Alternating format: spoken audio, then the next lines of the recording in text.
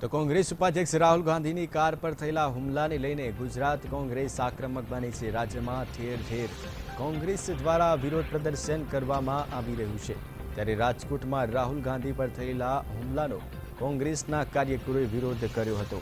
વિરોધ કરતા કોંગી કાર્યકરોની પોલીસે અટકાયત કરી હતી અને ભાજપ સરકાર વિરુદ્ધ સૂત્રોચ્ચાર કર્યા હતા। ગુંડાગીરી બંધ કરોના કોંગી કાર્યકરોએ સૂત્રોચ્ચાર કર્યા હતા। તો સાથે જ પોલીસ દ્વારા કોંગી કાર્યકરોની અટકાયત પણ કરવામાં આવી હતી। તો ગુજરાતમાં ઠેર ઠેર કોંગ્રેસના કાર્યકર્તાઓ દ્વારા વિરોધ પ્રદર્શન કરવામાં આવી રહ્યું છે। જે રીતે રાહુલ ગાંધીની ગાડી પર પથ્થરમારો કરવામાં આવ્યો તેને લઈને કોંગ્રેસના કાર્યકરોમાં રોષ જોવા મળી રહ્યો છે। તો રાજકોટમાં પણ કોંગ્રેસના કાર્યકર્તાઓ દ્વારા વિરોધ પ્રદર્શન કરવામાં આવ્યું, પુતળા દહન કરવામાં આવ્યું। જો કે પોલીસ દ્વારા કોંગી કાર્યકર્તાઓની અટકાયત પણ કરવામાં આવી હતી।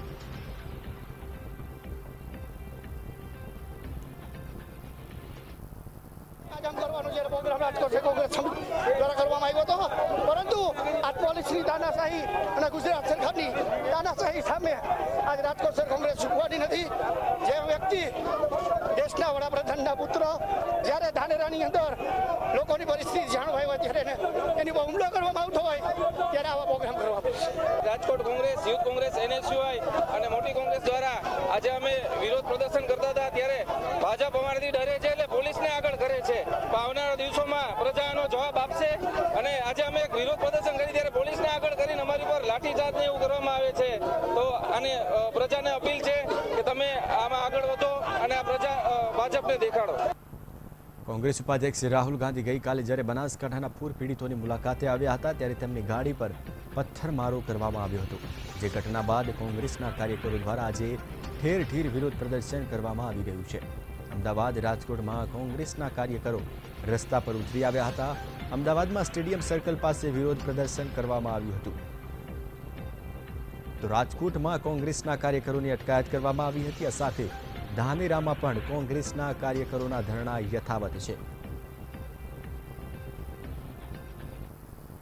ગઈકાલે ધાનેરામાં રાહુલ ગાંધીની કાર પર હુમલો કરાયા બાદ હજુ સુધી પોલીસ દ્વારા કોઈ ફરિયાદ લેવામાં નથી આવી, જેથી કોંગ્રેસ દ્વારા પોલીસ સ્ટેશન પર ધરણા યોજવામાં આવ્યા છે।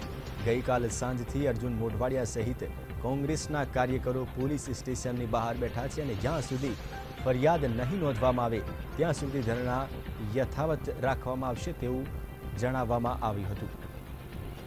તો ધાનેરા ખાતે પોલીસ સ્ટેશનની બહાર અર્જુન મોઢવાડિયાની ઉપસ્થિતિમાં તેમની અધ્યક્ષતામાં કોંગી કાર્યકરો દ્વારા ધરણા કરવામાં આવ્યા છે। ગઈકાલ સાંજથી જ કોંગ્રેસના કાર્યકરો ધરણા પર બેઠા છે। જ્યાં સુધી પોલીસ ફરિયાદ નહીં લેવામાં આવે ત્યાં સુધી ધરણા યથાવત રાખવામાં આવશે તેવું કોંગ્રેસ દ્વારા જણાવવામાં આવ્યું હતું।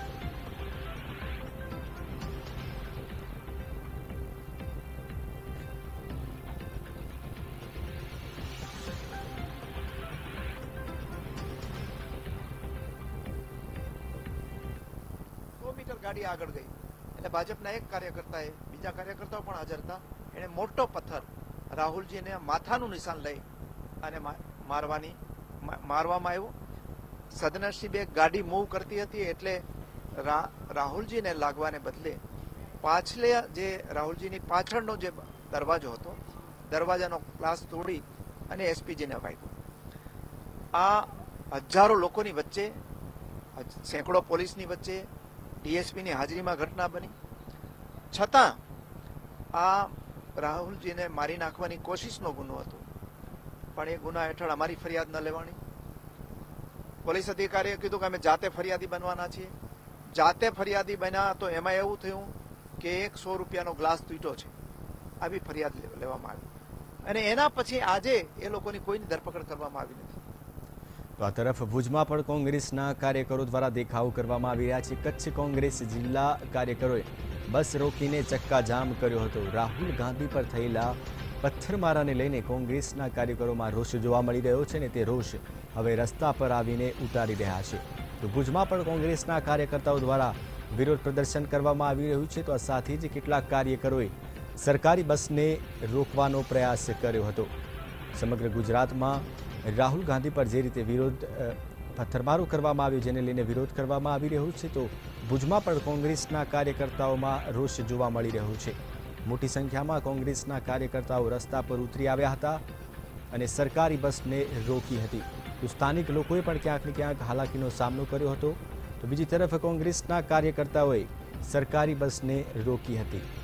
તો કચ્છના ભુજમાં પણ કોંગ્રેસના કાર્યકર્તાઓએ વિરોધ પ્રદર્શન કર્યું છે, સૂત્રોચ્ચાર કર્યા હતા. તો મોટી સંખ્યામાં કોંગ્રેસના કાર્યકરો તેમજ કોંગ્રેસની મહિલા કાર્યકરો રસ્તા પર ઉતરી આવી હતી.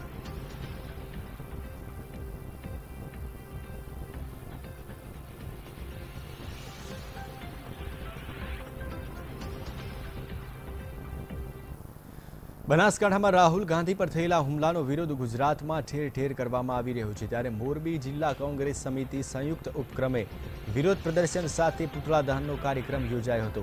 ત્યાં પોલીસ દ્વારા 32 પુરુષો અને 9 મહિલા કાર્યકરોની અટકાયત કરવામાં આવી હતી. ભાજપના પુતળાનું દહન કરી વિરોધ કર્યો હતો. ઢોલ નગારા સાથે ભાજપ વિરુદ્ધ સૂત્રોચ્ચાર કરી રાહુલ ગાંધી પર થયેલા હુમલાના વિરોધમાં કોંગ્રેસે આક્રોશ વ્યક્ત કર્યો હતો. પદાધિકારીઓ, કાર્યકરો, જિલ્લા તાલુકા પંચાયતો અને નગરપાલિકાના ઉમેદવારો, સદસ્યો, પ્રદેશ હોદ્દેદારો તેમજ આગેવાનો હાજર રહ્યા હતા. સમગ્ર ગુજરાતમાં કોંગ્રેસના કાર્યકર્તાઓ દ્વારા વિરોધ કરવામાં આવી રહ્યો છે. તો આ તરફ મોરબીમાં પણ ભાજપનું પુતળા દહન કરી ભાજપ વિરુદ્ધ સૂત્રોચ્ચાર કરી વિરોધ કરવામાં આવ્યો હતો. આ ખાને ક્યારેય નહીં ભૂલી શકે અને પ્રજાના દિલમાં પડેલી જે વેદના છે એને વાચા આપવા કોંગ્રેસ ભાજપના આવા કોઈ પણ આકરા પગલાંથી ડર્યા વગર હંમેશા લોકોની સાથે રહેશે. અને રાહુલજી ઉપરના આ હુમલાને વખોડવા માટે આજે મોરબી જિલ્લા કોંગ્રેસ અને સમગ્ર કોંગ્રેસ પરિવારે યુવક કોંગ્રેસ, મહિલા કોંગ્રેસ, NSUI, IT, જિલ્લા પંચાયત, તાલુકા પંચાયત અમે સૌએ ભેગા મળીને નગરપાલિકા, શહેર કોંગ્રેસ અને બધાએ ભેગા થઈને આજે અમે ભાજપનું પૂતળું બાળ્યું છે. ચક્કાજામ અને પૂતળા દહનનો કાર્યક્રમ સફળ થવા દીધો નથી અને એમને બ્રિજેશભાઈ મેરજા, મુકેશભાઈ ગામી, રમણીકભાઈ, અમુભાઈ ઉંબર સહિત કુલ 32 પુરુષો અને 3 મહિલાઓને 68 અને 69 મુજબ એમના વિરુદ્ધ કાર્યવાહી કરવામાં આવેલ છે અને અત્યારે મોરબી સિટી પોલીસ સ્ટેશનમાં લાવવામાં આવેલ છે. આજ અંગે વધુ માહિતી આપશે સંવાદદાતા હરનીશ જોશી. હરનીશ, જે રીતે કોંગ્રેસના કાર્યકર્તાઓ દ્વારા સૂત્રોચ્ચાર અને પોસ્ટરો દ્વારા વિરોધ પ્રદર્શન કરવામાં આવ્યું હતું, શું કહેશો?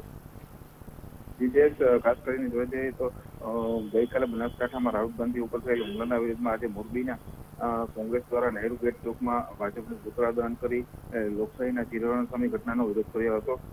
જેમાં પોલીસને ચપ્પુ આપી મહિલા કોંગ્રેસ દ્વારા ભાજપના પુતળાનું દહન કરવામાં આવ્યું હતું. જેમાં પોલીસ દ્વારા 32 જેટલા કોંગ્રેસના પુરુષ કાર્યકરો તેમજ 9 જેટલા મહિલા કાર્યકરોને ડિટેન કરવામાં આવ્યા છે. જી બિલકુલ હરનીશ, માહિતી આપવા બદલ આપનો ખૂબ ખૂબ આભાર.